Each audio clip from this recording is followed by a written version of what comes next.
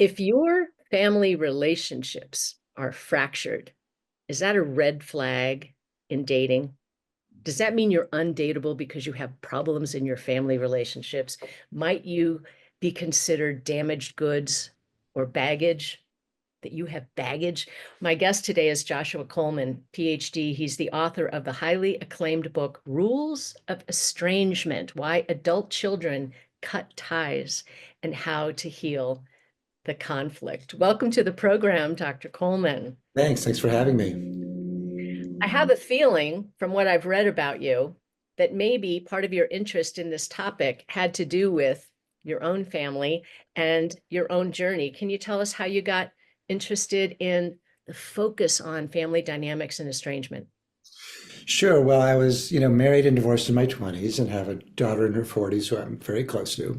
But there was a period of time in her early 20s where she cut off contact with me, kind of stemming from growing up in a home, second marriage, feeling in some ways displaced by my children from my second marriage, which is still my current marriage, fortunately, but feeling in some ways pushed to the side, not kind of prioritized or prized in the way that she had wanted to be, understandably. And when she went to talk to me about it, I was probably more defensive and guilt tripping and explaining, than I should have been. And so gradually over time, she just kind of withdrew and more until the point we weren't talking almost at all for several years, which was easily one of the most painful, disorienting, awful things I've ever gone through or hope to go through ever again.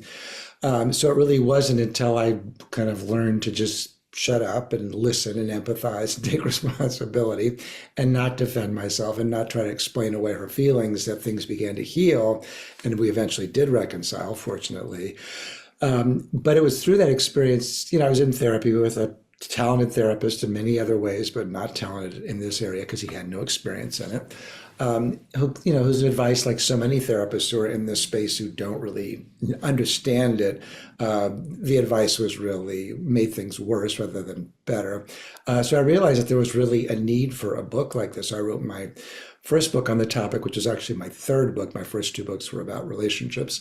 But my third book was called When Parents Hurt, Compassionate Strategies When You and Your Grown Child Don't Get Along. And as a result of that, I got a wide following of parents who are estranged. And as a result of that, I started doing a free Q&A because I got so many questions. And as a result of that, I started doing a webinar series that I've been doing for the past 13 years that I still do every Tuesday night, 4:30 Pacific. As a result of that, I did a survey, which I published in academic journals. As a result of that, wrote my most recent book that you cited, Rules of Estrangement. So at this point in my life, that's all I'm focused on is helping people who are estranged and reconciliation and that kind of thing. How does your daughter respond to or feel about the fact that this thing that happened in your life really launched you into a whole study of it? How does she relate to that?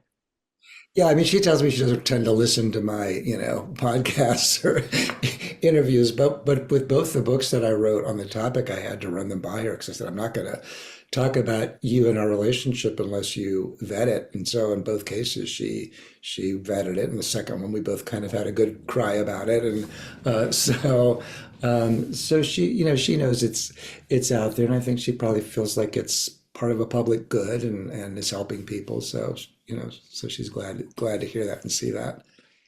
One of the reasons I wanted to have you on the podcast is because I'm hearing more now than I have ever. I've done this work for 35 years about families that are estranged because they aren't in alignment about politics.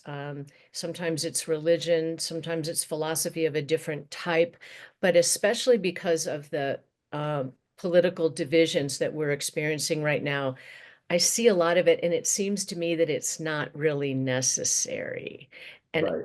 I think I know what's the rudiment of it, but when you see families who literally cannot speak to each other because they're not in alignment on politics, let's say, what do you say about that?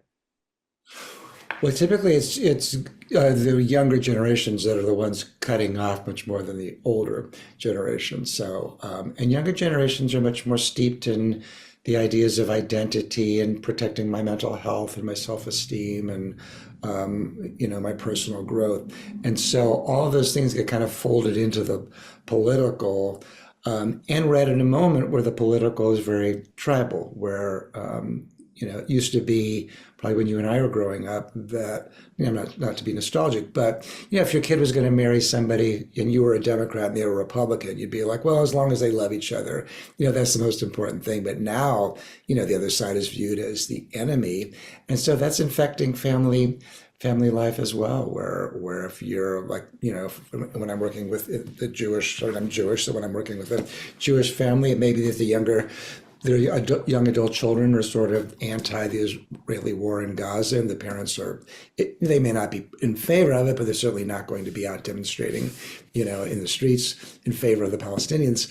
And that can be a cause of estrangement. Certainly a lot of more liberal young adults who are anti-Trump, that can be a cause of estrangement. So I'm seeing a lot of it. And I did a survey with the Harris poll that we published in Time magazine that showed that politics, particularly in the past year, have led to a lot of estrangements.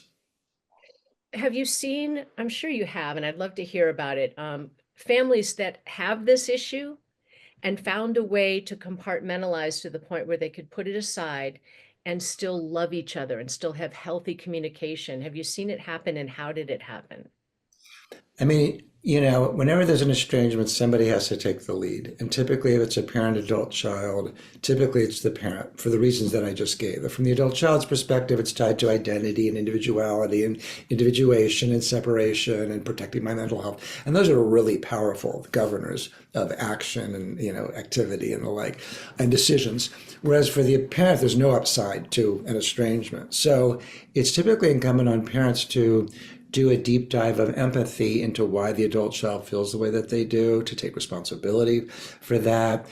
John Gottman's research with couples, that couples who really do a deep dive into why the other person has the values that they do and empathize with that, I find is also useful in this space as well. So for the parent to say, look, I really admire your feelings of social justice and I really respect them. And I could easily see how you could feel like my voting for Trump, for example, would be a betrayal of that, and why you might see me as the enemy. There's a lot about that I really admire and respect. And I hope that there's a way to agree to disagree. I think that's part A. Part B, though, is to see if there's underlying issues that are also governing that need for distance. So it's often not typically just politics that divides family. Usually there's other things that are being expressed, other kinds of complaints. Maybe it's an adult child who hasn't felt respected in other ways, or even hasn't felt as successful. And this is a way to kind of go, well, you may be more successful than me, Dad, but politically you're terrible. Or it can be kind of an equalizer, right? So I think all those things have to really be brought out and understood, typically by the parent, if there's going to be a reconciliation, because typically they're the ones who are being cut off. How important is it that we get to the root of how and why our family relationships got broken? Do we need to know the why before we can heal of it?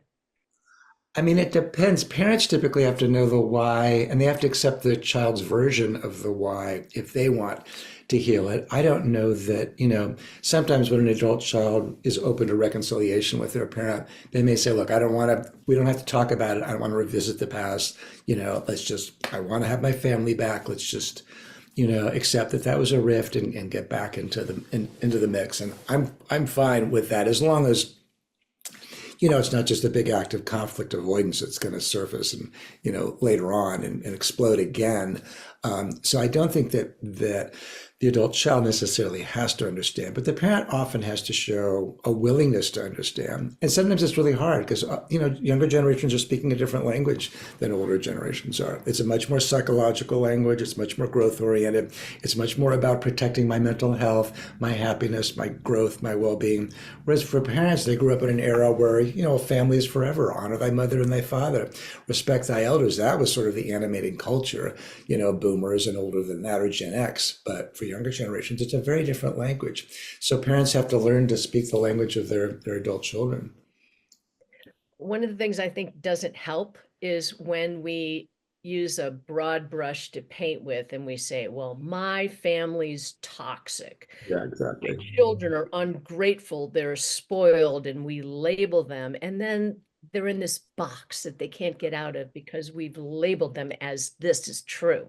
Talk Right. to me about that. Yeah, it's what sociologists or psychologists call the fundamental attribution error. It's sort of seeing our own behavior within context in a more sort of sympathetic way and seeing other people's behavior as a character flaw. So yeah, once we say, this is true in relationship research as well. If you sort of just, tell your partner that they're lazy or unloving or whatever, you're much less likely to feel sympathetic to them than if you do what we do when our children are young, which is to say, oh, maybe they're tired, maybe they're hungry, maybe they had a bad day. I mean, the same is true in family relationships, to try to see that other person in a more three-dimensional way rather than this oversimplification that you're, in the way that you're describing. Because once you say, oh, my parents are narcissists, like I'll sometimes reach out to an adult child to see if they'll talk to the parent, if I'm working with the parent. They'll say, no, my therapist said they're a narcissist and they'll never change and therapy won't help. It's like, well, they're actually a little bit more complex than that. Maybe they have narcissistic features. Maybe they even have a narcissistic personality disorder. It doesn't mean that they can't change or won't change. They just probably haven't gotten the right kind of help and the right kind of framework to know how to change. So I often tell parents if their adult child says, well, you're a narcissist or you're a borderline, or you're a gaslighter, to not say, no, I'm not. I've been in therapy for years. Nobody ever told me that. But rather to focus on the behaviors, to say, well, what in particular are the behaviors that you want me to change or that are you really troubled by? I'd love to have a conversation with you. Not to defend themselves and not to explain it away, but to really get at having a better conversation about the way the parent impacts the adult child that makes them feel like distance is the best thing for them to do. Yeah, I guess the question in my mind is, when someone who's in our family seems to be stuck in this personality, stuck in this mold, and we kind of think they're not going to be able to change. Yeah. Sometimes people just walk away and say, I can't deal with that. I'm going to cut this out of my life. And sometimes you'll see people working their way into including the issue, but still having a loving relationship. What distinguishes one from the other? I mean, partly it has to do with our culture, which is highly individualistic. There are plenty of cultures, probably huge swaths of the rest of the world, that would view estrangement as this bizarre thing. So they find a way, to keep family integrated, even with really difficult, troubled, family members. And they do it by kind of prioritizing the family as a system, right? They say that, well, yeah, my dad's an asshole or my mother's a narcissist or whatever. But I love spending time with my siblings and it's a package deal, so I'm willing to kind of ignore it or become more resilient. And I think our current narrative that's so supportive of parental estrangement doesn't really make people more resilient, because resilience comes from kind of accepting that the other person is flawed and learning how to not take it so personally or be able to hold on to your own sense of self, of identity and your own mood and sense of self in the presence of that person and not give them so much power. So cutting people off, I mean, there's a case for it. I'm not saying one should never do it, but often people who are being cut off, the work that should be done is really with the individual doing the cutting off so they can learn how to be less affected by it. Okay, Dr. Coleman, when there's trouble in relationships, there's always that push and pull. How much of it is me and how much of it is them? Yeah. Talk to me about that. When we are blaming ourselves, but that's shaming, right? Or whether we're blaming someone else, neither is good. Right. How do we balance it? And what do you recommend for us when we find ourselves blaming ourselves or shaming the other person? Yeah, I mean, to me, that's where therapy comes in, and good therapy, not just supportive therapy that just makes you feel good about whatever decision you make, whether it's to cut off somebody else or assume that all your problems in relationships come from the bad choices that you've made. I mean, they may, because, sometimes if you come from a traumatized past, you may be drawn to people who are more abusive, so it's not like that never happens. But the problem with just so-called supportive therapy is that it doesn't really hold the kind of mirror up to you that you need. And so, for example, when I, was learning to reconcile with my daughter, it was really the consultant to my practice, who I've now been working with for 20 years. Consultants, for those who don't, I know you know, but for the listener who doesn't know, is somebody that a therapist goes to weekly and just talks about their difficult cases with. And I'll do it till I die, basically, because we always have some case, that we can't quite figure out. So one day I said to her, "So I want you to help me with this really difficult case." And she said, "Who?" And I said, "It's me." And she was the one that said, "You just have to like stop explaining and defending and blaming and just empathize and take responsibility." So if I'd been with this, I mean, the other therapist was more like on my side, which really wasn't helping me, kind of going, "Well, you just need to show up there, or you need a reminder of all the good things that you've done or whatever." It's like, that doesn't, or you need to set limits on her behavior. It's like, that wasn't working. It really wasn't until somebody held up a bright mirror to me and said, "You need to cut it out and stop doing what you're doing." So having a therapist who will really face you with the truth in an affectionate way. Confrontive therapist doesn't have to be somebody who shames you. It's somebody who goes, "Yeah, that's really not the right thing to do." I think that's hugely important. I think being able to really understand how your own family of origin affected you, how your own sort of the kind of temperament you came into the world with, are you just sort of more prone to anxiety and neuroticism and guilt and that kind of thing? And that can affect your choices. That might make you much more conflict avoidant. It might make you choose more safe people rather than people who can actually give you what you want or need. I think those things are hugely important. Sort of seeing what your pattern is of relationships. Are all of your friends falling away from you, or do all of your romantic relationships end with the same accusation that you're not doing X or Y, or you're too difficult, or you're too demanding? So being able to kind of tolerate the truth and be the capacity for self-reflection, I think, is really the golden compass. So it's hard. It's not easily won because it does mean tolerating the ways that we feel defective. I mean, I think that's part of the wisdom of AA. The step where it says make a fearless and honest inventory of your character flaws, I think is a really smart move. We all have to be able to face them, and it's not easy to do. Yeah, and can we face our limitations, our deficiencies, the ways in which we're not yet evolved Right. without going into the spiral of "I'm a horrible Right. person. Exactly. Somebody has That's a right. relationship with me." Right. Give us Yeah. some examples, Dr. Coleman, like an example of a family that was estranged badly, and then they came together and how that happened, like a miracle. Yeah. I mean, I have a lot of parents that write to me and just say, "Thank you for your book," because the just learning how to write the letter of amends really opened the door. And so that's why I always tell parents that it has to start with you're taking responsibility and finding the kernel, if not the bushel of truth. Often I'll reach out to the adult child if I'm working with the parents, seeing if they'll talk to me. And so typically I'll have a session with them alone where I just, I just want to learn why they felt like estrangement was the healthiest thing for them to do. And to let them know that if they do a session with me and the parent, that I'm there as their advocate to help the parent really understand why you need to do this. And that if your parent starts wandering into territory where they're being critical or complaining or guilt tripping, I will firmly get them back on the right path. And I tell the parents the same thing if I'm starting family therapy with them. I'll say, this is not marriage therapy, where you get to come in with your own kind of aspirations about what you want the relationship to look like and what your limits are, your boundaries. I mean, you can have them, but it's purely about helping your adult child feel like you're open to their perspective. You're willing to accept their boundaries. You're willing to learn the ways that you've impacted them, even if it's very painful to hear about. And typically, if the parents are able to do that and the adult child's able to kind of communicate in a way that isn't too wounding, and honestly, but not, coming in with guns blazing.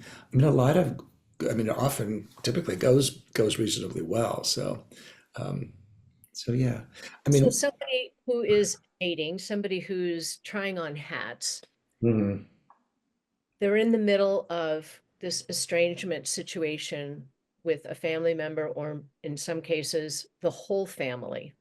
yeah, And they're going about dating, and on a first date, or on a text before a date, or it's the second date and they're having a nice dinner conversation, and he says, "So how are you with your family? How's everything with your family?" And it's actually really broken. Oof. What's your recommendation? You don't want to be written off, Right. How do we frame it in a way that doesn't make us look like we're damaged goods and incapable of having a loving relationship? No, it's a good question. It's one I get from parents who are estranged and on the dating, in the dating scene. I mean, my feeling is that you don't have to confess everything until you really have some reason to trust that the person you're confessing to is going to see you fully. I mean, everybody in the first, in early dates is gathering data, and you don't really want them to make some conclusions based on very limited information. So, I mean, my counsel is you can be vague about it. I mean, most people have problems with their parents or their family, and that's kind of an easier thing to talk to. But if you're estranged, and particularly if it's something you feel ashamed about, which most parents do, I think you can be vague about that until you really get to know the person, and then you can gradually reveal the bigger truths. And I think it's true of people in general. I don't think everybody comes into, you know, the first or second date or even the first month just guns blazing in terms of how all their inadequacies and failures in life and problems and that kind of thing. And I don't think they should. I think people need to kind of get the sense of who somebody is first. I think so too. And I recommend that people who have a challenging issue that could cause someone to pigeonhole them Yeah, come up with a short description of the situation that gives tells the truth, but yeah, we'll talk about the rest of it later. So right. let me take you back to that time in your life when you did have an estranged relationship with your daughter. Let's pretend that you and I are on a date. It's a first date. I'm grilling you. I'm looking to see, does he check the boxes? And one of the boxes is he has a beautiful, harmonious relationship with his extended family. And here we are, 10 minutes into a coffee date. And I say, so tell me about your relationship with your daughter. How do you say? What do you say?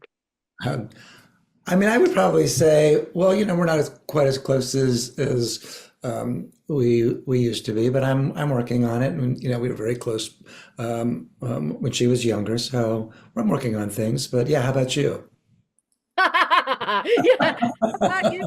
Yeah, my Yeah, relationship is a little bit sucky right now. It could have been better in the maybe to get better, but what about you? exactly. Yeah, people are always glad to talk about themselves. So if you shift it, you know, It's great. And I love it if we can just put it in a small little sound bite. right. I I encourage agree. people to practice how we're going to answer these questions. Right. Exactly. If you're estranged with your son or with your daughter or with your mother, you know you're going to be asked about it. Are you going to just brush it off? Right. Are you going to talk about it a little bit? And I like the way you said, I'm working on it.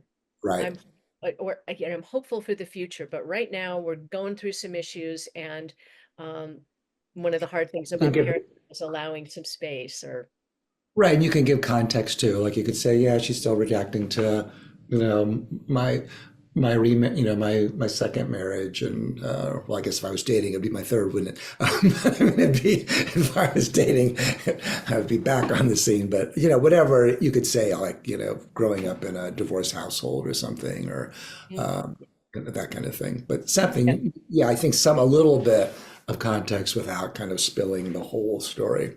Yeah. yeah, there are people who have stories that they like to tell. Yeah. Some of those stories are ugly, horrible stories. Right. And maybe they get a great reaction from people. So they've perfected the story, and there's a lot of blaming and all of this. Not very sexy, right? No. I wouldn't think so. A sexier way to describe family estrangement, complexities in family dynamics, a sexier way to say that would be something along the lines of what? So tell me Julie, about I'll your have to say, family dynamic. How's your family, Dr. Coleman? well, I have to say, you're the first person who ever asked me to put estrangement in language of being sexy. So that let me think about that for a second. Um, I mean, to me, it gets back to what we were talking about earlier about self-reflection. To me, if somebody were to say, well, at that time growing up, I was kind of more of an impatient parent, and I feel like she's, that I think that kind of distanced her a little bit. I've done a lot of work on myself in the years. I've done a lot of therapy, and I'm in a different place, so we're working on that. I mean, to me, self-reflection is very sexy, right? Because it shows that this is somebody I can do business with, that I can be close to. They're willing to be vulnerable. They know they're not perfect. Like if I was dating back on the dating scene, which I haven't been for, I don't know what, 37 years, but if I were and I was starting to date somebody and their whole history of relationships was them being victimized by the other person, I'd be like, I am so not interested in this person, because it's like, yeah, well, what's your responsibility in this? What are your failures? What's your inclinations that make you, more difficult? Because I mean, I know I can answer that question, but I want that person to be able to answer it too. Yeah. Right. I like open-ended questions. So when it's an early relationship, I like questions like, so we're all on a path of our own personal growth and development. What elements of being a human being are you working on right now? And, you Right. know, if I Yeah. said that to you, we're on a first date, so we're all in evolution. What are you working on right now? With regard to yourself, where's one of your weaknesses that you are strengthening and developing right now? What would you say? I mean, I think in general, probably patience has sort of been my lifelong task. Being an older man, I'm 71 at this point. The lower levels of testosterone tends to make men more patient. So, but in terms of both my marriage and my parenting, I think two of my three kids, the one who was estranged and one of my twin sons, would have described me as impatient, and so it's something that I continue to need to work on, how to not say the first thing that comes to my mind. It's something I've had to work on a lot in my marriage over the years, and I'm better, but I'm not perfect. I had a pretty severe case of irritable male syndrome, particularly in my younger years. So, and that still surfaces. Now, Um, wait a minute. What is irritable male syndrome? I think a lot of men would say that they feel sort of, irritable in terms of, particularly in regards to their wives, sort of, impatient and the like, and not being as empathic or as listening as well, or that kind of things. That's mostly what I mean. It's kind of a joke.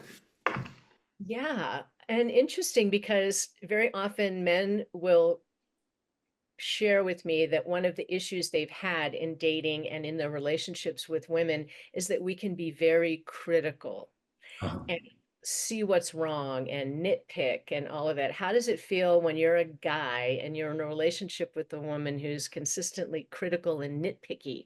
What's that like? Oh, I don't like it. I mean, I'm pretty assertive, so that kind of a woman wouldn't really last with me very long. I would just be like, this is not, I don't need to be with somebody who's going to just be criticizing me all the time. It's very unsexy. And you're saying you want me to be close to you and open and vulnerable, yet if you're constantly criticizing me, doesn't really make me feel like it's particularly safe to be that way. So I'll work on the ways that the things you're wanting me to change through your criticism, but you need to put them in language that makes me feel motivated, not just like, why bother? Beautifully said. All right, Dr. Coleman, here's a fun one for you. How did you and your wife initially meet? How did it happen? Well, we actually met through a Jewish dating service, but the coincidence is that we had a shared colleague who, at the same time that we were introduced through this dating service, within that same week, a colleague had also planned to introduce us. So it was just really, really a funny thing. And on our first date, no, our first date went great, and then our second date, I kind of really wasn't very sure about her, and I actually got kind of critical of her a little bit and said, "Yeah, I just don't know if this is really, the right thing for me." Um, and she got kind of critical back, but more in an assertive way that I thought, "Oh, all right," I kind of respected. She's like, "Oh, I see. You just think if the sirens aren't going off on the second date, then you're just with the wrong person. Is that how you manage your relationships?" I was like, "Oh, okay, respect. I respect that." Is And it she a made me. therapist as well? No, she is actually. She Yeah. is. Yeah. Interesting. Now that's an interesting dynamic. Both of you are trained Right. and both of you are humans with Right. blind spots and areas that could manage that could use some development. So is it, let's just say, what are the complexities when you are in a relationship with somebody who is a therapist as well? She knows a lot and you know a lot, Yeah. and neither of you knows everything. So how does that show up Right. in a relationship? Well, there's good news and bad news. And I think the good news is that we both know each other's psychology and know what each other's triggers are. And we, probably have both done enough therapy through our lifetimes to know, kind of what to pull back on and what not to. But that's years of there. I mean, that's years of marriage and years of maturation and years of therapy. And earlier in our marriage, we came close to breaking up multiple times. We had twin boys. We were trying to blend the family with my daughter. I was trying to balance being a psychologist, but also an aspiring musician. And we weren't doing very well. We did couples therapy, and frankly, my first book was called Imperfect Harmony: How to Stay Married for the Sake of Your Children and Still Be Happy. Because at one point we were both just saying, let's get the kids in college and then see, because we both felt so discouraged and like we both made the wrong choice. And we did stay together, and we actually, have a great marriage and very loving and supportive. But the early, what I often tell people is I've been married 35 years, happily married, I don't know, 20 or something like that. Because particularly the first 5 years of my twins' lives was just very, very challenging.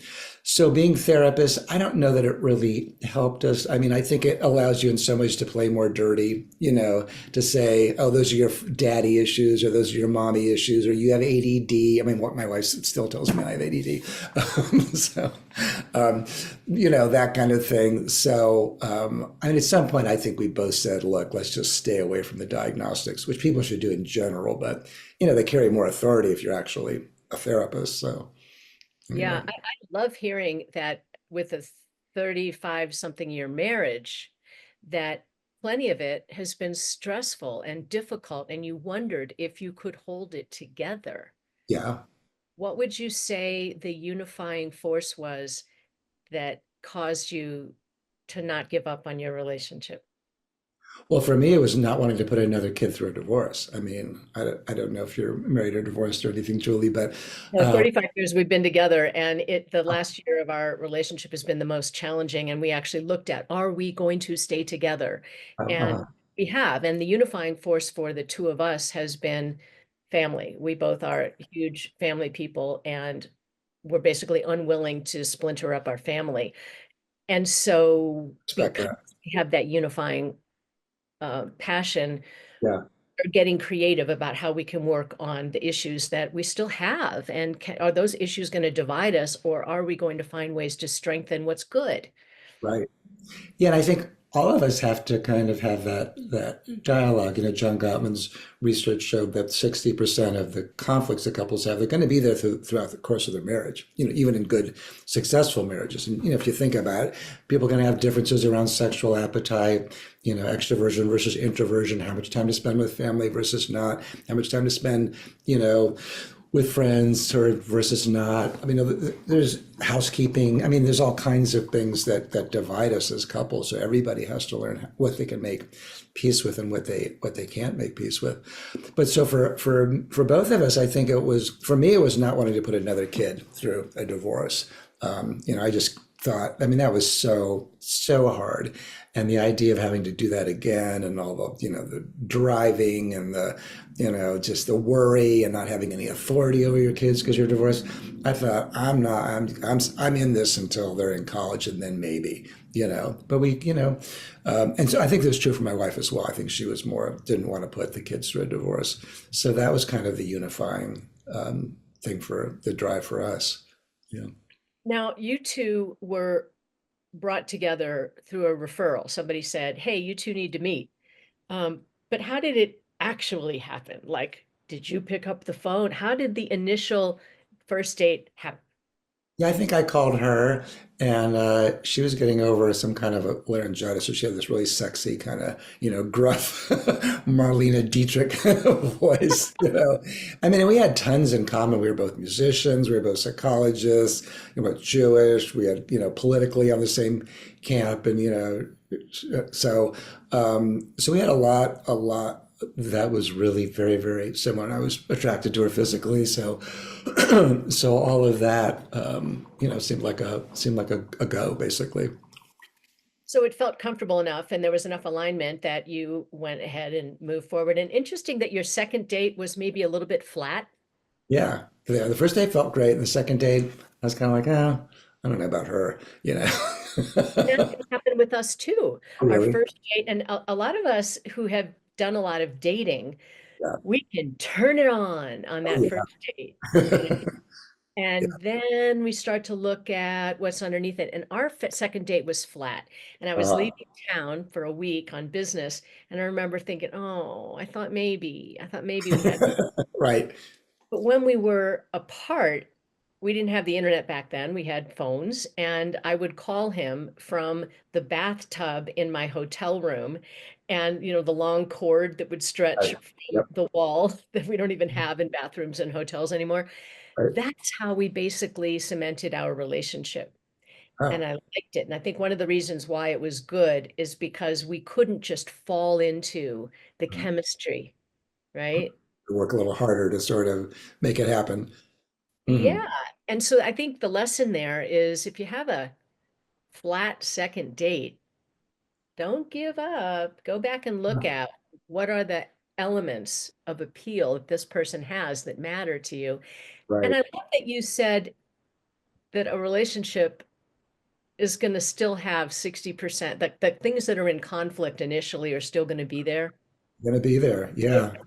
Can you give us an example of a conflict that you and your wife have, or it could be one of your patients that you've worked with where there was a significant conflict and how they worked around it?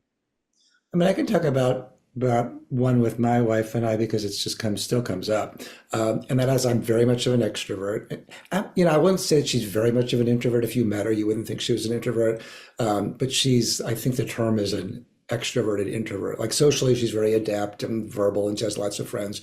But on a weekend, she'd be perfectly happy not to, hang out around the house and have dinner and watch a movie together and maybe do one activity. Whereas for me, like it's Friday night, I want to go hear a concert, ideally a loud rock concert. Saturday I want to have breakfast with friends. Saturday night I want to make dinner, at my house. Sunday I want to go to the symphony. And we don't fight about it anymore. We just acknowledge, and she's good about, saying, look, you want to go do any of that stuff, you can go do it. I'll choose one activity this weekend. But initially, it's like, oh, she's so boring. We're incompatible. I need to be with somebody who's just like me, super assertive and extroverted and active and wants to go hear loud rock music all the time. And that was part of the source of our tensions as well, was just feeling like I just chose the wrong person. And she, I think felt the same way. I want somebody who's much more home and hearth, and you always want to be out all the time, and I want to be home with the kids. And um, yeah, so over time we just sort of developed more, just kind of gave each other more room to be who they were. So I probably do more at home than I might do otherwise, but I'm okay with it. And she probably does a little more on the outside, and she's okay with it. And then we both sort of do a lot of what makes us feel stimulated or unstimulated in her case, that there's room for both, which I think is so much of what can create a happy relationship. Beautiful. And I'm so glad to hear that the two of you worked through what your issues are. It's wonderful for all of us to hear that. The people who are aspiring toward having a relationship, it's good for them to know it's never perfectly ideal all the time. No, And what we need, it's a good exercise for each of us to take a look at. What is it that we need from our relationships? There's a certain amount of glory and beauty in life that we can achieve on our own. Maybe it's spiritual, but then there's other parts that require other people. We're not going to get that same stimulation. It's not going to mean the same. My husband loves to play tennis and he has these great relationships through tennis. And I can join in on that and enjoy it. hmm, But there's a whole other dimension of things that are important to me that are not important to him. right. He's more companionship than I do. I get a Hmm. lot of companionship through the work that I do, a It's lot of very social. Right. stimulation. I When agree. I'm done with all of this, I kind of want to take a nap, right? Like Yeah, of course. he's ready to go out and conquer the world again. I'm like, I need a little, so part of it's negotiating what we need with Right. each other. Yeah, exactly. And you have to be a good communicator, and you have to be able to communicate your needs in a non-shaming way. If you could like to not say, "Oh, you're just so," like for my, why, "Oh, you're so," she would say, "Oh, you're so ADD, you have a short attention span," or whatever. Or for me to say, "Oh, you're so," I don't know what the insulting language would be, but something. I'm sure I found it in the past. Boring, homebody, afraid of Exactly. people. Exactly right. So you never got to persuade your partner to give you more of what you want by using the kind of language. It has to be in the context of respect and friendship and kind of honoring who that person is. And if you have to fight about it, then fight about it. But then you better damn sure make sure you make up afterwards and take responsibility for the ways that you were an asshole because you might have been, and repair that. So I think those are really the key elements. So are we listening, ladies and gentlemen? If we cannot be responsible and articulate um, the ways in which we were an asshole, Right, exactly. we're doomed. Like, to what extent can we acknowledge the failures and the shortcomings that we have? And when you go into a first date with somebody, God forbid you don't have to do this again, you might be able to just describe yourself. Well, I'm a high energy guy, and on a weekend, I love to do this and this and this. How Yep. about you? There's some things we might do together, other things you might be doing on your own without apologizing or making this other person feel that they're insufficient because they're not like you. Right, exactly. Yeah. And some things are, might be red flags if the person's completely opposite to you. So, for example, before I met my wife, I dated very briefly a woman who, she wasn't an alcoholic, but she just loved wine. And I don't like wine, but for her, it was like a religion. And it sort of just made us in some ways incompatible because we'd go out and she'd want to order a bottle and want me to share it with her. And I'm like, half a glass of wine and I'm good, and it sort of became more of a thing. And I was like, well, this is not, if this is that important to you, we're going to have fights about that. It's probably not a great sign. So, I mean, you have to pay attention to things that are bad signs, but even that is not as obvious as it seems, right? Because sometimes our metric for what's a bad sign may not be really accurate, right? That's also Yeah. why it's important to have friends or therapists or whoever who can hold a mirror up to you. The alcohol issue, alcohol and drug use of any kind, it's so easy for people to smoke pot these days, and they use these little pens and they're sort of sneaking about it, but it's become part of their lifestyle. If one person has that sort of escapism way of dealing with life and the other person doesn't, it's usually going to be problematic, wouldn't you say? I mean, it depends how much they need it in the social realm. I need the other person to participate it. I mean, I think some people are, 1 to 2 glasses of wine a night person, and it just sort of helps them relax and unwind, and it doesn't really make them irritable or cause problems in the relationship. And same with pot. Some people are daily pot smokers, but they don't expect their partner to partake, and it kind of, it's like an antidepressant for them or an anti-anxiety agent. So I don't think it has to be a problem. It's where it's sort of the person's using it to avoid other things they actually really need to work on, you know. Right. So that's where I think it becomes more of a problem. I'm thinking of this client that I'm working with right now, and I'm always clear to, it's very important to me to work with clients to identify what are your most important criteria that you really need, and what are the other things that are sort of a preference, not a requirement. You can work Right. around, you can negotiate around it. And for him, we were just wrestling with it last week, is her drinking a martini with him a requirement? Because uh, when I present a possibility with a woman who is not a drinker, it's always an issue with him. So I had to ask, is it more important than that the person is relationship oriented, ready for a relationship? Is it more important than um, communication and conversational banter, which is really important to him? We yeah. had to really work on it. And as it turned out, we made it one of the five key Uh, criteria because he's not willing to change his lifestyle. Doesn't uh-huh. want Hmm. to. It's not bad that he can only date women who will enjoy a drink with him Hmm. most days. He'll Hmm. be a little bummed if it's the day that she doesn't. But if Oh, it's that important to him and he's not willing to make a change in it, well, we're limited, but that's the way it is. Yeah, exactly. And that's true for probably lots of people. They've got their thing that just really, really matters to them. Maybe it's somebody who wants their partner to be a jock, and they really get their value, out of going on intense hikes and that kind of thing. The other person's not particularly athletic. They don't mind if they don't mind if their partner goes out, but they're not going to be joining them on the tennis court. But that might be how they experience themselves in the world. And for them, it's really sexy. And the absence of it is very unsexy. So, right? Yeah, where are our priorities? And without assigning, good or bad to them, what really matters? And the other thing that's really fun to play with in relationships, early relationships and seasoned relationships is we need different things as a grown-up than we might have needed 20 years ago. Right. And maybe you see this in your practice, Dr. Coleman, as men get older, do they need more companionship? I mean, not necessarily. I mean, men in general, the trajectory for men is one of isolation, and typically their wives are their best friend, if not their only friend. I think they need it, but I don't think they're not great at getting it. I mean, in general, the trajectory for men is greater degrees of social isolation and greater degrees of loneliness. So, I mean, I'm blessed with the fact that I've got friends that I've had since kindergarten, and like you were talking about at the beginning of the hour, friends like that are friends I've been friends with for some 40 years, and that's just an enormous resource. But I think a lot of men, men are so much socialized to be assertive and autonomous and independent and hierarchical and competitive, and that's kind of antithetical to actually what really makes for a close friendship. Close friendships require a certain amount of vulnerability and you know care seeking. It certainly is apparent that men who have the ability to have connections of different kinds, they're going to be happier later in life. So, what would you say to a man who's listening who doesn't really have male friends?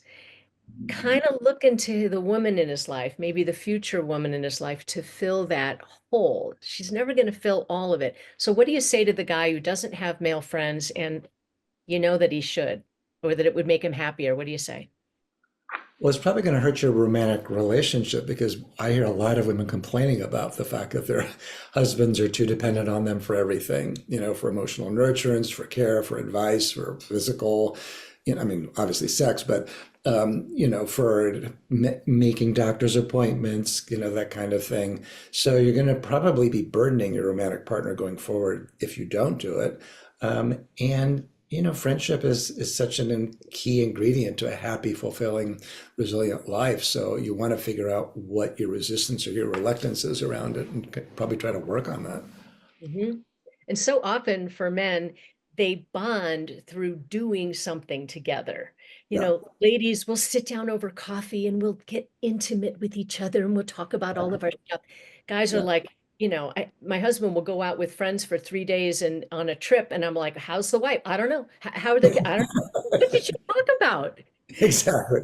Talked about sports and we talked about politics and we talked about this, and I don't know what his kids are doing. I'm like, I don't get it. We're just But Yeah. it's really helpful for men to have connections in their life with other men, regardless of how that initiates. But you got to get out there and do something to develop the friendships.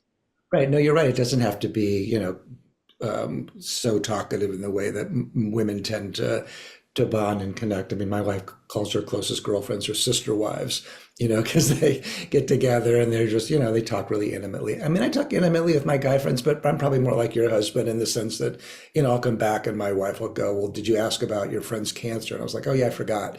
It's like, how could you forget that? It's like, or what's happening with his kids. I'm like, "Yeah, we didn't talk about it." Whereas, I'll see a friend of mine at the gym who's friends with his wife is friends with my wife. And I'll go, "Oh, I hear that you guys are doing X or Y." And he's like, our wives talk about us. And so, then we'll hear what the other one's doing from our wives. So it's a funny process. It's really been cute to watch what happens as my husband's gotten older, because now he has cronies, people he plays tennis with, and then they'll go have lunch together. And sometimes they go shopping together. And sometimes they end up with the same pair of jeans. That's It's cute. so cute, but things that never would have happened, 35 years ago. Uh, So allowing space, but then also being responsible for the parts in our life that are feeling weak, and how can we strengthen them without it being all one person's responsibility to fill. exactly. And I think ideally your friends also hold up merit to you. Like, when I was having problems in my marriage in the early years, I mean, my friends who've known me forever were like, well, that's because you're being an asshole or something. It's because you need to change, or they defend my wife. And that was really helpful. If they had just been like, yeah, screw her, you deserve to be with somebody better. Some friends would say that, but the friends who I really trusted were the ones who were like going, dude, get over yourself. You ain't no saint here. So, I mean, that kind of feedback's really priceless as far as I'm I concerned. love instrumental questions for couples to ask each other early on. And one of my favorite questions is, so I'll share, if you will, in what ways can you be an asshole? Exactly. Yeah. Well, let's see. When I'm at my worst, this is what it looks like. Really? Oh, I think I could probably handle that. When I'm at my worst, I call it the 2%. There's 2% of Julie Ferman that really isn't fit for human company. And happy to share that if you're my new friend. And then I'll say something along the lines of, I can feel that 2% coming along. I'm going to go take a walk. It's in your best interest to encourage me to do that. Right, I know. Right, exactly. Like sometimes if my wife and I were into it and she'd be pushing for some kind of response from me, and I'll be like, "You're not going to get that right now. Give me an hour, and I'll come back to you. But if you're wanting me to apologize or take responsibility, you're just not going to get it right now." So it's kind of like keep pushing, and you get something much, much worse. So, Yeah. and I just know that about myself. Knowing your limitations is critically important. What is it about that? That horrible blow up we had yesterday? It was nasty, right? Um, I know what my part was in it. Right. I wonder if you know what your part is, and can we actually talk about it? I'm gonna tell you what I'm sorry about. Can you tell me what you're sorry about? Can we have that conversation, or should we wait till tomorrow? We're not ready for it. Right, right, right. I mean, ideally, you're just confessing your own responsibility. Should invite that the other person. If the other person goes, "Yeah, you were a jerk. It's all about you," it's not going to be a good conversation. You should typically want to, and if your partner is taking the first initiative of what they did wrong, it's always good to reinforce it. Not with "Yeah, thanks," but like, "Yeah, I think my part was X or Y," or "I didn't realize that you were feeling so stressed out," or "Yeah, I probably my tone wasn't great," or something, because it's it can be kind of humiliating to face the ways that you were being an asshole or difficult or provocative or whatever it is. So you want to reinforce that in your partner if they're taking responsibility. And I think also we have to just accept that there are certain areas in which our partner is just not likely to evolve Right, and I agree. around it. We talk about love languages a lot, and my husband doesn't have words of affirmation in his repertoire. So if I need him to tell me that I'm beautiful, that I'm an incredible human being, that the work I'm doing in the world is magnificent, I have to be dying a slow death, right? But sometimes when he notices that I have a full schedule and he's in the right mood, he'll make me scrambled eggs. That's sweet. Well, That's an act of service. he He gets knows. points for that. Yesterday he brought home stir-fried rice, and instead of eating it at the restaurant, he brought it home so that there would be some left for me. That's an act of service. Agree. Right. Can we fan that flame and let him know, oh my God, that meant so much to me. And you knew I wasn't going to find a way to eat yesterday, and you did Right. that. That fans the flame. Now, next time he might Absolutely. be a little mad at me, but he goes, why don't I just bring her back a little bit of what I'm having for lunch? Right. Right. Exactly. Right, So exactly. It's kind of like, so many of these things that are right in marriage are right in parenting. When we're raising our children, we have the idea of catch them doing something right. Well, the same is true of, marriage. If your partner does something, it's much better to give them positive feedback than negative feedback. Negative feedback, particularly with guys, frankly, does just makes men defensive and shut down. Whereas positive feedback is very, very orienting. So, I think that the reason for men having a resistance to criticism and all that is because it kind of reminds them of being a little boy, and their mother was like, you should tie your shoes better, or, something like that. It just takes them back to when they were being admonished by their mother. Is that in there? I mean, it certainly could be depending on the mother, but for men, I think so much of our psychology is around hierarchy and, maintaining our own position and pride. And, masculinity is a very fragile entity. It's very easy to shame a man. So that's why, the research on marital happiness for men is the absence of criticism. It's sort of like the presence of sex and the absence of criticism are sort of the two biggest things. So Presence of sex in the absence of criticism. And if yeah, you're criticizing a guy about the way he's doing sex, oh boy, that's bad, boy, right? is that a double, yeah, double indemnity, yeah. The It's a comedian, good example of what we need to do in order to have healthy communication. I deal right, with this issue a lot because a lot of my matchmaking clients are in their 50s, 60s, 70s, even 80s now. And if the expectation on a woman's part is that a guy's going to be Mr. Johnny on the spot, it's going to be just like he was when he was 27 and he's 77, right, she's going to be disappointed. So how much of pleasure can we be responsible for on our side, asking for what we need? And if there is something that we're not going to get, how right, can we bring it? It right. happens in communication, doesn't it? Yeah, right. I mean, you sort of want to bring the most out of what that person's capable of, and they may not be capable of being the kind of partner that you want. If you want sex every day and they're like a sex once a month person or a sex not at all person, you have to either not be with that person or develop some serenity around it. And if you're going to even get the sex once a month, you better be make sure that you're not doing the things that are going to make them not want to even do that. So, you Yeah. have to sort of, yeah, Yeah, I'm constantly telling women that we need to know what it is that brings us to our happy place, right. and we need to be responsible for our getting there. Yeah, And that exactly. might mean articulating what it is that we need. It might mean providing some of that ourselves, bringing a toy in or something that Mhm. enables us to both experience pleasure, maybe in Right. a way than we did 20 years ago. Can we do that? Sure. Yeah. Yeah, it's fascinating. Yeah. Thank you so much for sharing everything with us. If people want to work with you, what's the first thing they do? They read one of your books. You got a bunch of them. Which one do they read first? I mean, if it's around estrangement, they should read my most recent one, Rules of Estrangement. They should visit my website, www.drjoshuacoleman.com. I've got, a free newsletter. I have a Substack called Family Troubles. They should sign up for that. Do my webinars. I mean, there's a lot of free resources and inexpensive resources and that kind of thing. So, One more question for you. Have you seen people whose family relationships were fragmented, fractured, and there was no way to bring them back, and yet they lived a happy life and they had beautiful relationships with other human beings? do you mean like a parent and adult child who are estranged? And yet they somehow were able to manifest beautiful relationships, even though there's one that's on the outside. Well, yeah, I mean, I think for the parent, it's a matter of really grieving and, accepting that incredible loss of not having your adult child and often your grandchildren in your life, which is this huge ask. I think it's easier for the adult child overall because it's not as big of it's a loss, but it's not a loss in quite the same way. But both sides have to grieve and come to some degree of serenity around that loss. So, yeah. Right. Thank you for your wisdom. I really appreciate your being here on the program. Yeah, it was fun to talk about all these different areas. Now, ladies and gentlemen, take all this to heart. Read where you need to read, look inside where you need to look inside. And somehow through all of it, you are going to go out there and you're going to transform me to we for yourself. Thanks for listening.